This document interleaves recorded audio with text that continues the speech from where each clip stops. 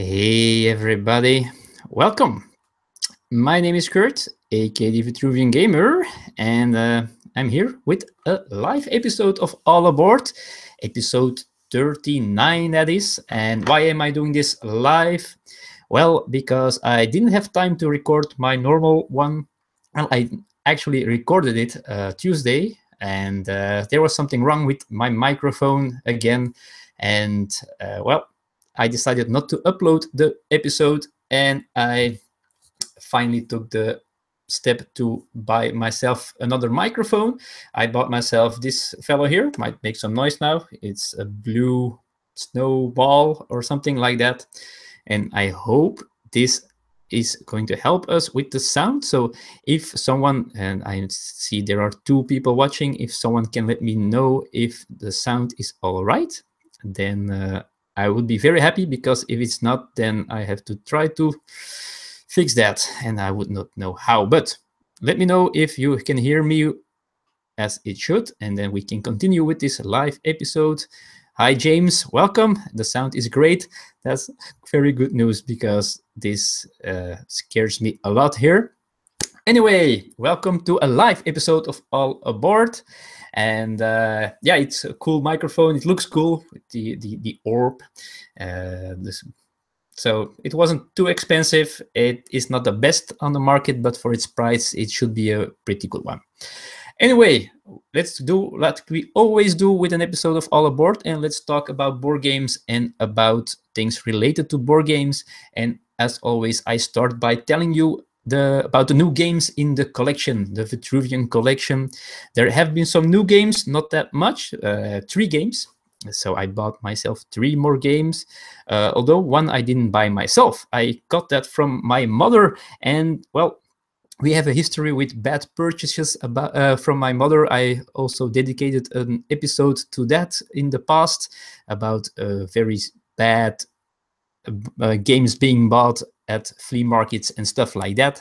But this time she did well, because she sent me a message through WhatsApp first, asking me if I should she should buy it. And well, I looked it up on Board Game Geek. I heard of the game, but I didn't know it was any good or not.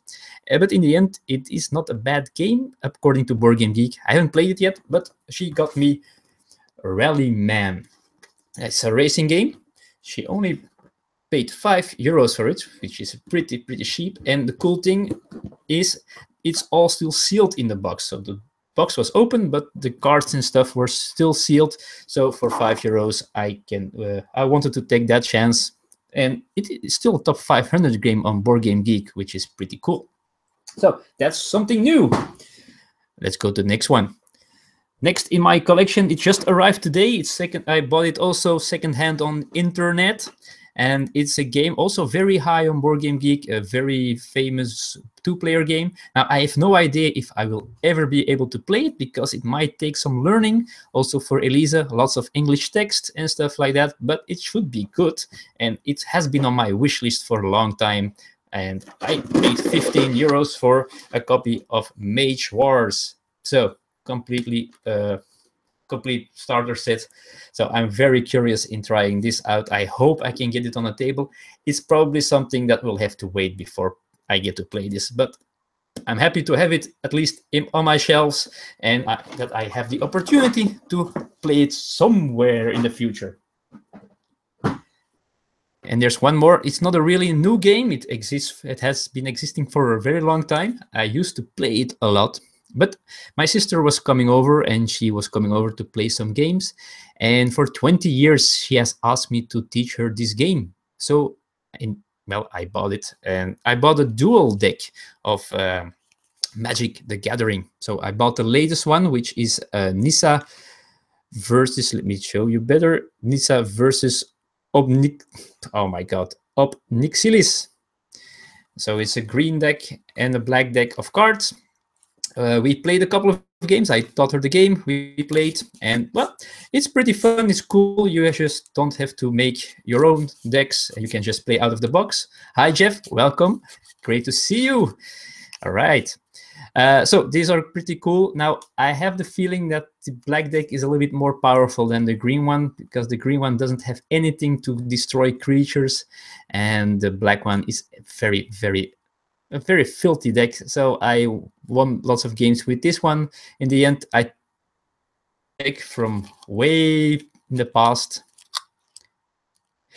James, no, I'm not getting rid of 3 games yet.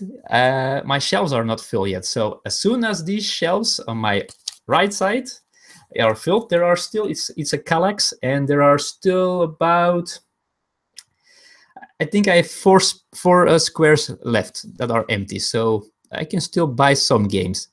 But I'm thinking about getting rid of some games. I'm already making a list in my head of which games I might get rid of when needed.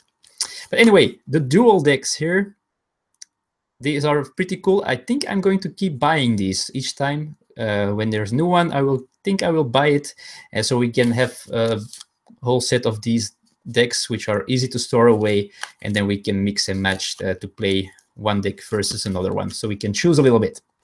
So that's the new games in the collection for this week. Well, 2 weeks. It has been more than 2 weeks since the last episode of All Aboard. Life has been very busy, but I got to play some games. Well, quite some games. I'm only going to talk about a few of them this time, about a few of the games that I played last 2 weeks. And let's start with a special one. It's the first time I played it. I had it in my collection from Essence Spiel. But it's a pretty cool game, actually. It's a 2-player game called Dark Castle. And I think it was published by Emperor S4.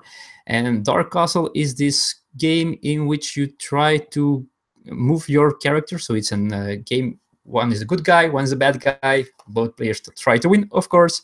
And, well, you try to move your card with your character to these different towers, and you want to get mana to cast spells, to activate those towers, and to mess with the opponent. And you have to do some sort of set collection also with the you now tell her what you want. In Jeff, who do I have to tell what I want? Let me know. So pretty cool game. It's a little bit harder to get into. It's not the best rules that written. It's probably translation, but it's a cool game, and I'm really curious to playing this more and, well, and find out how it really plays. But it's a cool game. I really advise to try it out. I just got off the table. My sister just left, and we finished this game day with Patchwork. Well, you probably know Patchwork, a 2-player game as well, in which you are trying to make your own patchwork with these Tetris-like pieces. She enjoyed it very much. It's easy to teach, hard to master, because, wow, this has more punch to it than it looks like. What else? Well, I played 2 half games of my new game, my newest love, or my old love that has been rekindled. Of course, I've been trying some Blood Bowl, teaching it to my sister, teaching it to Elise. I've been enjoying it. It's hard, of course, to get into if you don't know the game yet, but it looks so awesome on the table. And also, if you want to know what's inside of the box, I did a unboxing of it, so you can find that on the channel. So go check it out if you want. Maybe I'll do a playthrough of this game as well in the future, but we need some more learning the game before we get the game good enough to do it in front of a camera. One more I want to show you. I played lots more games, but there's one more I want to show again. We played Clank, also with my sister here. Man, this is a great game. Start with intro spell books with Mage. Yeah, I probably do find a way to get the easy way to get into it. I'll read Board Game Geek or stuff like that to see how the best way to learn the game is. So I will have to do that, but it's probably not for this year anymore. But anyway, Clank here is an awesome deck building game. I'm loving this game more and more. Always exciting, always very close. Close game. It was close again this time. My sister barely got out of the dungeon. in time. She was a little bit stuck. She didn't get her move cards, and the bag was filled with her cubes, with her clank. And well, she almost died, but she got out in the end, and she won on points at the end. So, but a great game. One game that I'm considering doing away when getting rid of when it's needed is Thunderstone, because for me, Clank gives me the same feeling of like Thunderstone, but way easier to play and faster to play. So I might get rid of Thunderstone one of these days, weeks, or months if needed. Yes, I said it here live. So no way back, but I might do so. All right, so that's been played. That's what's new in the collection. Now, what else? Also on the channel, very important, people. So I have uploaded the first part of my interactive playthrough of Crusoe. And actually, as we speak, the game is still here on the table. My laptop is right on top of the board, but we are doing an interactive playthrough of Robinson Crusoe, people. Now, there have been quite some views, which is pretty cool. I already did a playthrough of Mysterium, Tajemnicze Domostwo in the past, which had a lot of responses and okay views. Now we have lots of views, but not that many responses. So I'm going to film the next part pretty soon, right after this, actually. But please, folks, go to that second part and tell me what actions we should take. You are the one that is going to decide what the actions are that we are going to take, how we are going to try to survive on the island, and how we are trying to get rid of the poachers and save the animals on the island. That's the scenario we're doing. So go check out part 1.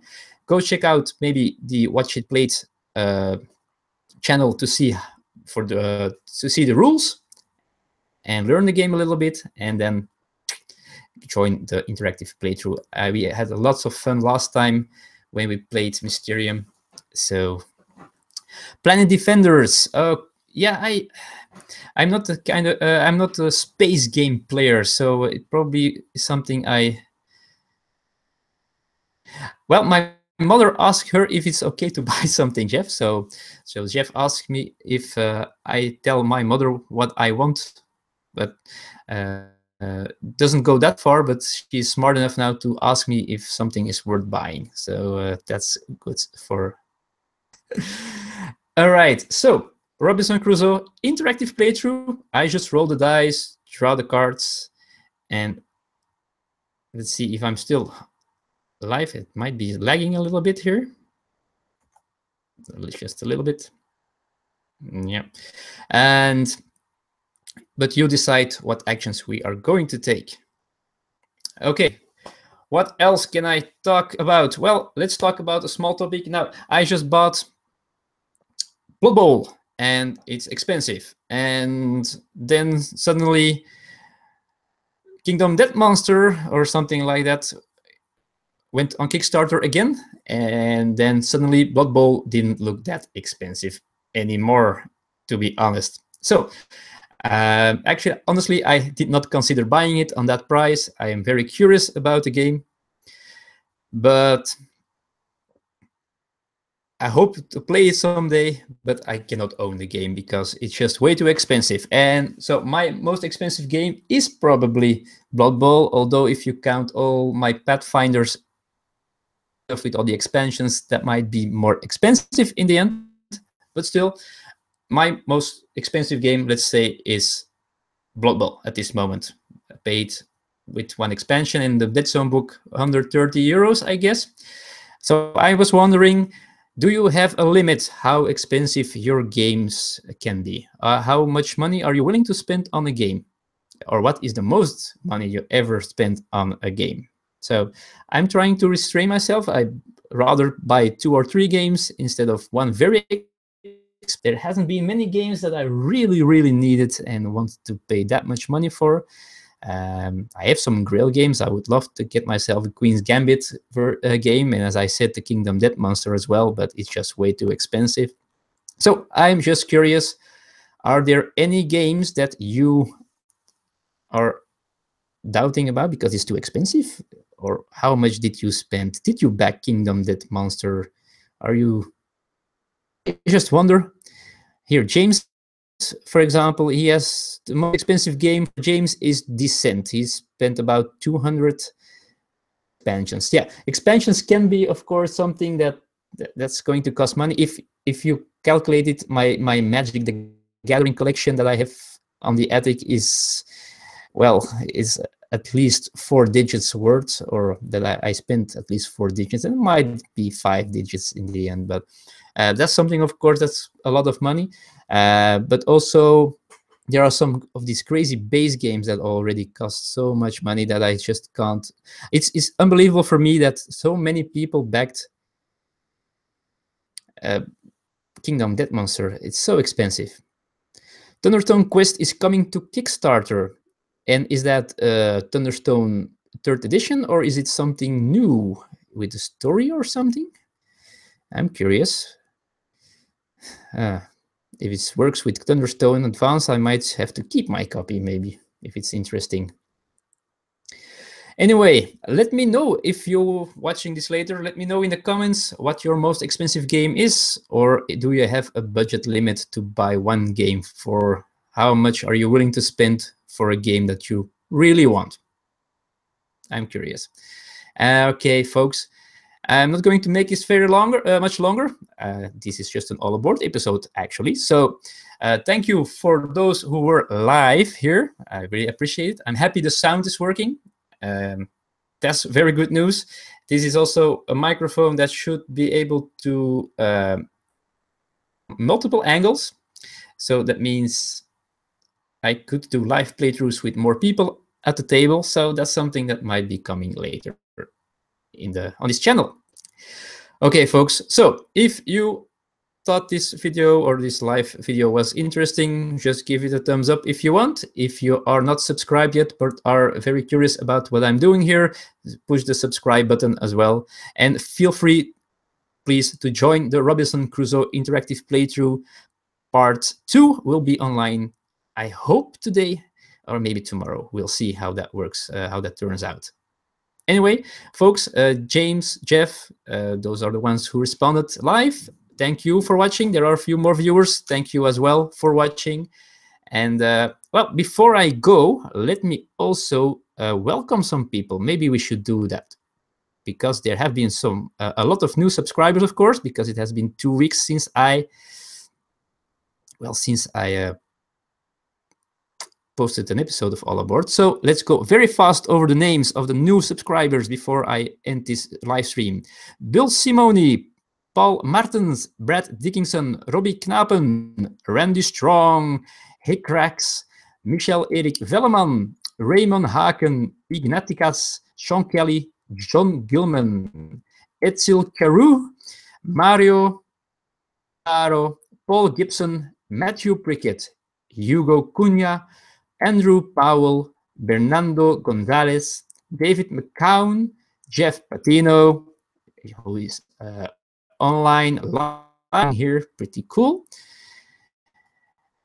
Hey, I recognize your name from the subscribers. Welcome, Needalot. We are just finishing this up. I'm welcoming some new subscribers again. We are going strong. We are surpassed 725 subscribers, which is pretty cool. So I just welcomed Jeff.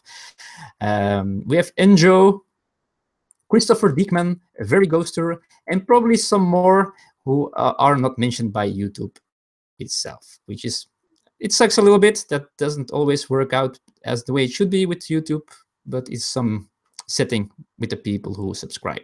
So if you're not subscribed yet, subscribe, push the button, comment below about this episode, about the games I showed you, about your most expensive purchase in board games, and please visit Robinson Crusoe Interactive Playthrough. Part 2 will be online very soon. If you don't want to suggest an action to do, just like the action that is suggested that you like the most, so that we can choose that one. Folks, Jeff, James, Needlot, all of you that are watching, have been watching, all of you that watched not live, thank you for watching. Thank you for being such a great community. And I see you all pretty soon in the future, and maybe be live more. Yeah, Jeff, you paid definitely over $100 for games. Yeah, I think in the end, speaking in dollars, I have now Blood Bowl, I think Mansions of Madness collection, and I think that's it. I don't think I have more expensive games. Anyhow, thanks again, and I see you all in the future, and I see you all later, and I thank you again. It was great being here, and I'm going to record episode 2 of Robinson. Bye-bye.